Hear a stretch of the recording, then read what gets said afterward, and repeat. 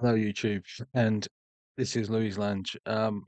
Mate, as you can see, a brew, cup of tea, proper British thing, right? Snuggled up, looking like a bit of a pimpy with a nightgown on and a hoodie. But it's cold.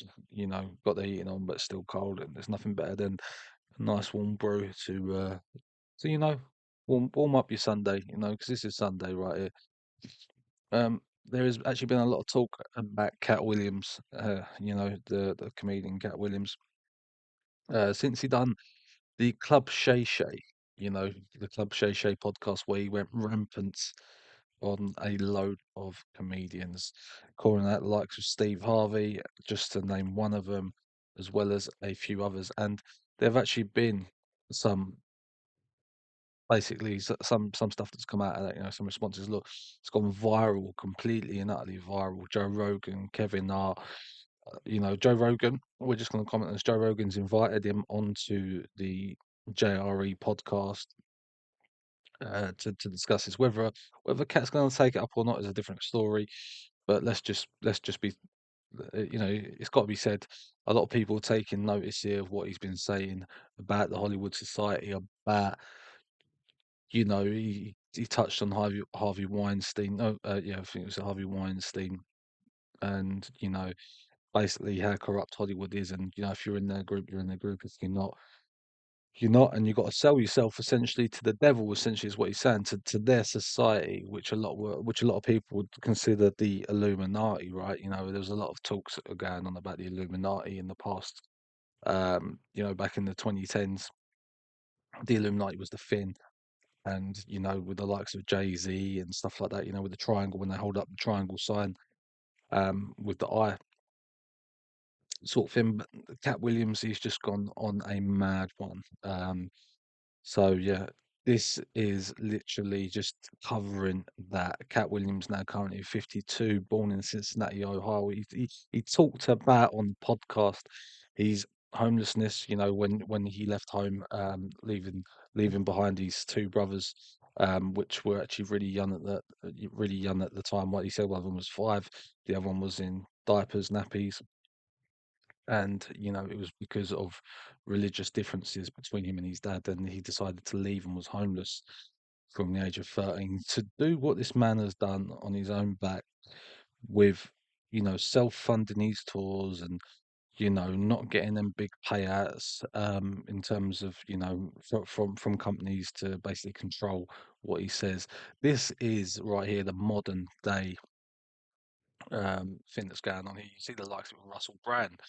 Russell Brand came out, who's a UK comedian, similar field as, also exactly the same field as Cat, and was speaking some truths there. And he gets landed with these sexual assault claims, from numerous women.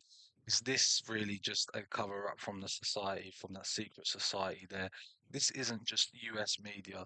This is UK media, as well, and this is globally. It's quite interesting, really, to see the dynamic shift, and it's only been from 2023 all the way through to now 2024. A lot of people are saying that this is the interview of the year, and it's only January the 7th now. And it's 2 hours and a half. I really do recommend you go and check it out if you got spare time, or even if you're just on your way to work or something like that. You can listen to it in different parts. It is available on Spotify. Obviously, you've got the YouTube element as well if you want to see the video of that. Currently, this video is sitting. It is in the millions. It is sitting at the 28 million mark.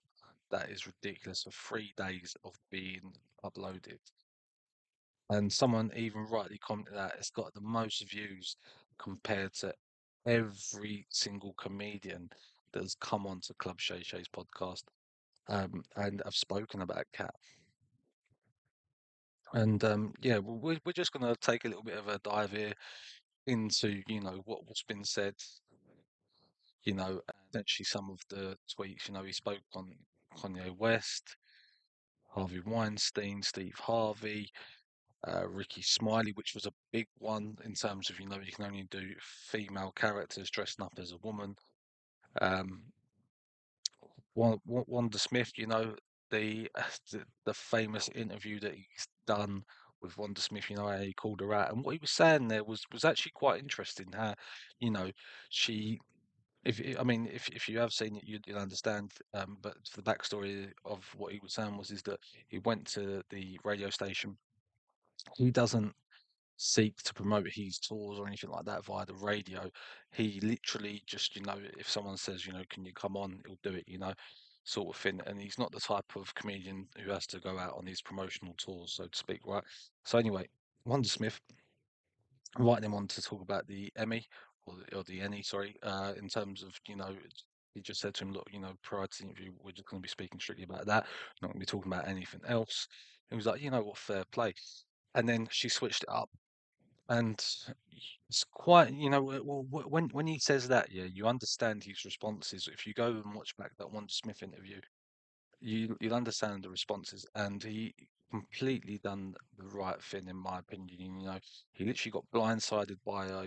Then she went to proceed to talk about, his convictions, or not necessarily convictions, but he's been to into prison or jail, and he said, they're two different things, and then started to proceed to other stuff. And it literally, look, even he said about Joe Rogan, Joe don't want me on his show.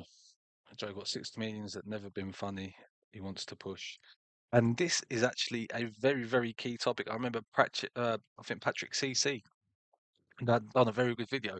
I highly recommend you check out.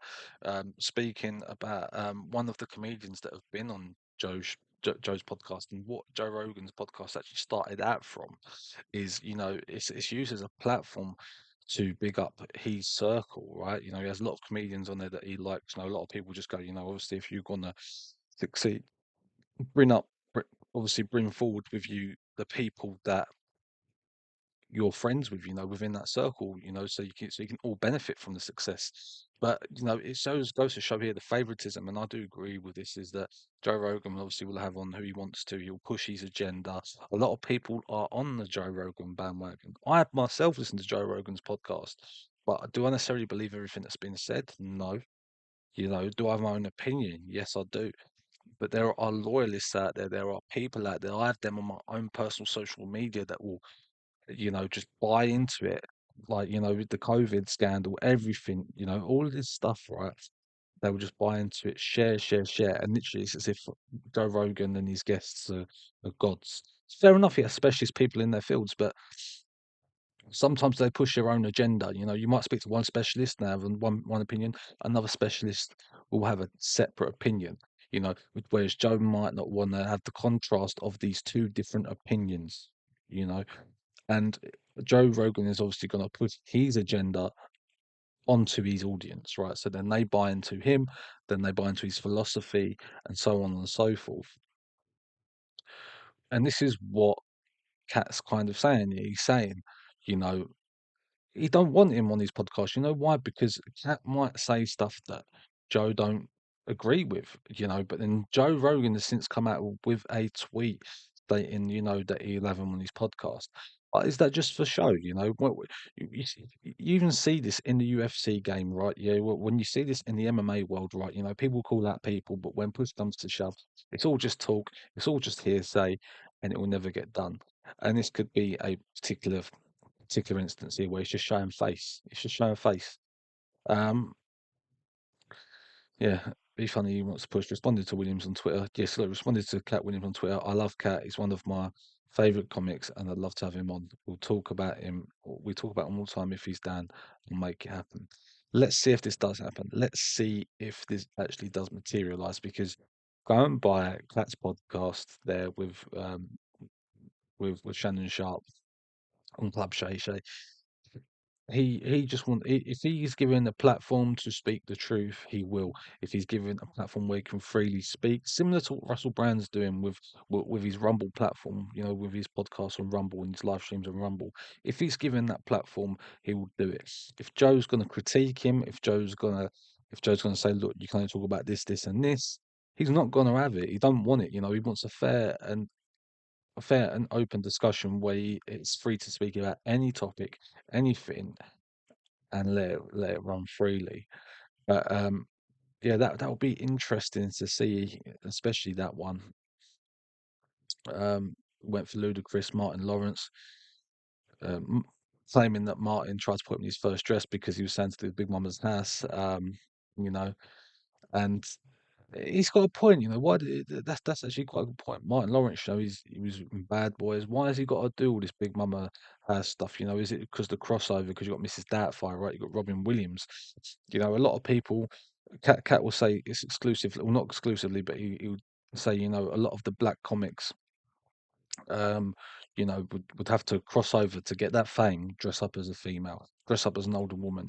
You know, that's why he's referenced Kevin Hart and Martin Lawrence and Smiley as well up there, you know, and just to name a few.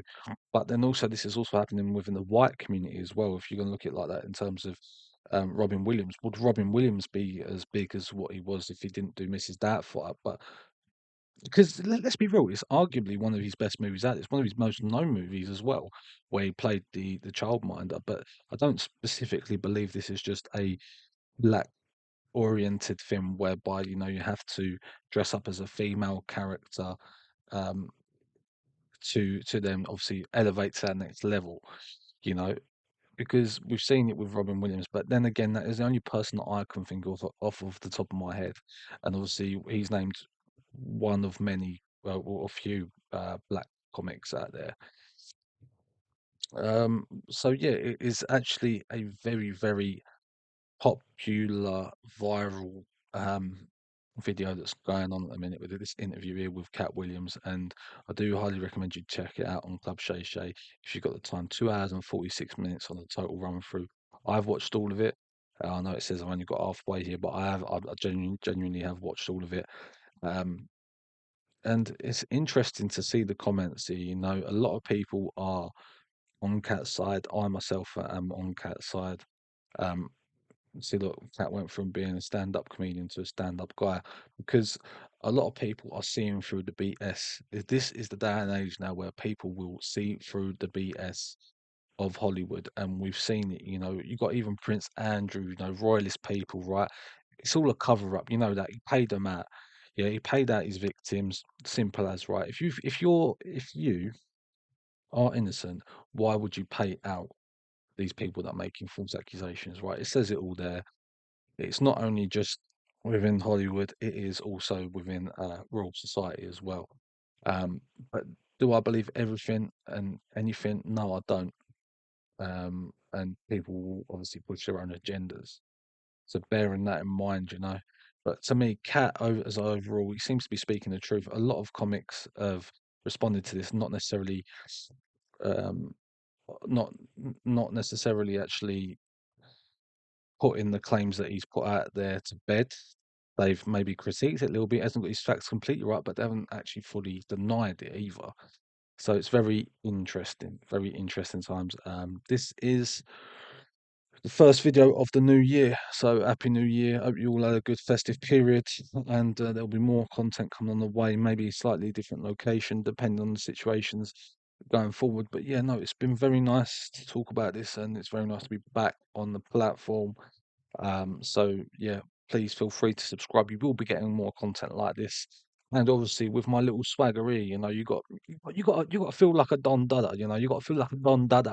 So that's me. I'm going to be wearing this swagger, you know, wearing the swagger. Have a little bit of Riz, you know, have a bit of, you know, the word of 2023 was Riz. So I've got to have a bit of charisma about me, right? But this is me, Louis Lange. All right, sweet. Take it easy and subscribe and click the notification bell down there, and I'll see you all on the next one. Take care.